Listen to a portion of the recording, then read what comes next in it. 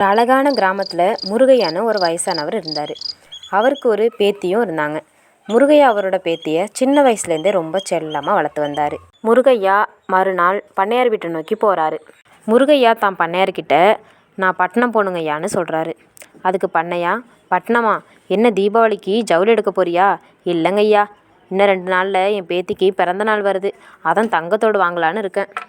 என்னது, தங்கத்தோடா? அதுக்கு நிறைய செலவாகுமே முருகையா. பணத்தை சிக்கனமாக செலவு பண்ணு. உன்னுடைய கூலி மொத்தத்தையும் பேத்திக்கும் மொத்தமாக செலவு பண்ணுற. அவளுக்கு கல்யாண வயசு வந்துட்டு, கல்யாணம் பண்ணிட்டு போயிட்டா நீ தனியாக தான் இருக்கணும். உனக்கு கொஞ்சம் மிச்சம் வை. என்ன பண்ணுறது பண்ணையா, 10 ஏக்கர் நிலம் இருந்தும் கூலி வேலை தான் பார்க்க வேண்டியதாக இருக்குது.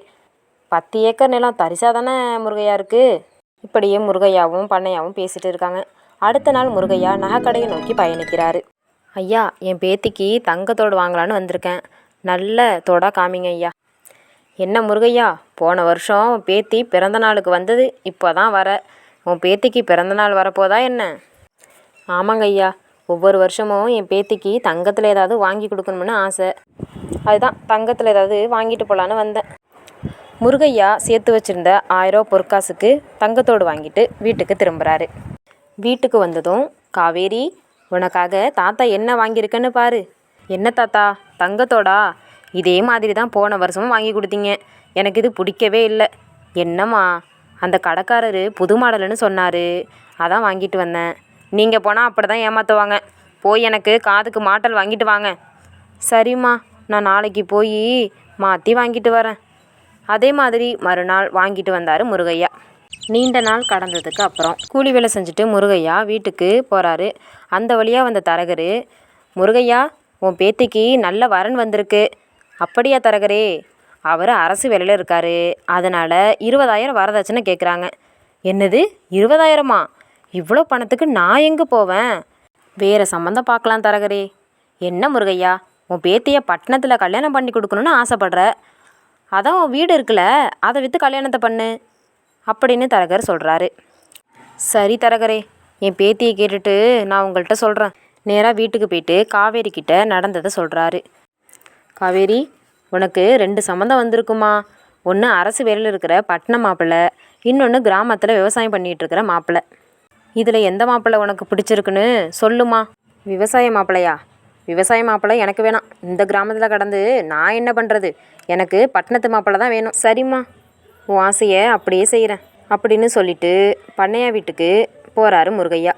நடந்ததை அப்படியே பண்ணையாட்ட சொல்கிறாரு முருகையா. அதுக்கு பண்ணையா, சரி, கல்யாணத்துக்காக இருக்கிற வீட்டை விற்றுட்டு நீ எங்கே போவ? என் தரிசு நிலத்தில் ஒரு கொட்டாய் போட்டு இருந்துக்கிறேன். சரி, உன் வீட்டை நானே வாங்கிக்கிறேன் முருகையா அப்படின்னு பண்ணையா சொல்கிறாரு. பேத்தியோட கல்யாணத்தையும் முடிக்கிறாரு.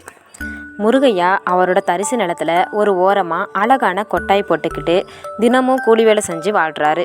அப்படியே கொஞ்ச காலம் போகுது. பேத்திக்கு பிறந்த நாளும் வருது. பட்டணம் கிளம்பி பேத்தி வீட்டுக்கு போகிறாரு முருகையா. வாங்க தாத்தா, என் பிறந்த நாளுக்கு கண்டிப்பாக நீங்கள் வருவீங்கன்னு எனக்கு தெரியும். இந்த வருஷம் என்ன வாங்கிட்டு வந்தீங்க எனக்கு? அதுவா காவேரி, இந்த வருஷம் உனக்கு தாத்தா வெள்ளி கொலுசு வாங்கிட்டு வந்திருக்கேன். என்ன தாத்தா, போன வருஷமாச்சும் தங்கத்தில் வாங்கிட்டு வந்தீங்க. என் புருஷன்கிட்ட பெருமையாக சொன்னேன், இந்த வருஷம் வெள்ளி கொலுசு வாங்கிட்டு வந்திருக்கீங்க, எனக்கு பிடிக்கவே இல்லை அப்படின்னு காவேரி தாத்தா மூஞ்சில் அடிக்கிற மாதிரி சொல்லிட்டா. அதையும் முருகையா எதுவும் பொருட்படுத்தாமல், அம்மா, ரொம்ப தூரம் பயணம் செஞ்சது தாகமாக இருக்குது, கொஞ்சம் தண்ணி கொடுமா. தண்ணியை குடிச்சிட்டு கிராமத்துக்கு திரும்புகிறாரு முருகையா. முருகையா போனதுமே காவேரியோட வீட்டுக்காரரு விஜயும் வராரு. என்ன காவேரி, இப்படி அவரை கஷ்டப்படுத்துகிற மாதிரி பேசிட்ட? அவரை மாதிரி தாத்தா கிடைக்க நீ கொடுத்து வச்சிருக்கணும். சரி சரி, தாத்தாவை விடுங்க, என் பிறந்த நாளுக்கு நீங்கள் என்ன வாங்கிட்டு வந்தீங்க அப்படின்னு காவேரி கேட்டதுமே விஜய் காவேரி கையில் பணத்தை நீட்டினாரு. என்ன, தினமும் இது மாதிரி நிறைய பணம் கொடுக்குறீங்க? ஏது இந்த பணம்? என் ஆஃபீஸில் மேலதிகாரிகளுக்கு கொஞ்சம் நான் வேலை பார்த்து கொடுத்தா எனக்கு காசு தருவாங்க அப்படின்னு சொன்னார் விஜய். உடனே காவேரி, இது பேர் லஞ்சம். உன் வாயை மூடு காவேரி, யாருக்காச்சும் கேட்டுற போது அப்புறம் என் வேலையே போயிடும். சரிங்க, என் பிறந்தநாள் கிஃப்டாக இந்த பணத்தை வச்சு எனக்கு நெக்லஸ் வாங்கிக்கிறேங்க அப்படின்னு காவேரி சொல்ல சரின்னு சொன்னார் விஜய். முருகையா தான் வேலை பார்த்த பண்ணையார் வீட்டை நோக்கி போகிறாரு. பண்ணையார்கிட்ட நடந்ததை சொல்கிறாரு. அதுக்கு பண்ணையா, முருகையா, உன் பேத்தி எப்படி இருக்கா? நல்லா இருக்கா பண்ணையா. கொஞ்ச நாட்களுக்கு அப்புறம் வயலில் கூலி வேலை செஞ்சுட்டு குடிசைக்கு போகிறாரு. நடந்து போகிற வழியில் கல் தடுக்கி கீழே விழுறாரு.